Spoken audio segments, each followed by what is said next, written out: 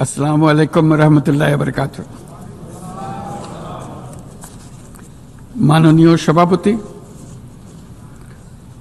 জাতিসংঘ সনদের ৮ দশক পূর্তি উপলক্ষে এই মহান পরিষদে উপস্থিত সকল সদস্য রাষ্ট্রকে অভিনন্দন জানাচ্ছি।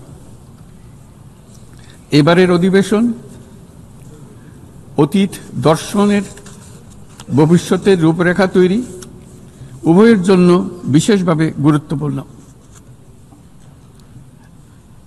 ৮ দশক ধরে জাতিসংঘ ধারাবাহিকভাবে তার কর্মপরিধি সম্প্রসারিত করেছে এবং নানা ক্ষেত্রে আরো গভীরভাবে সম্পৃক্ত হয়েছে।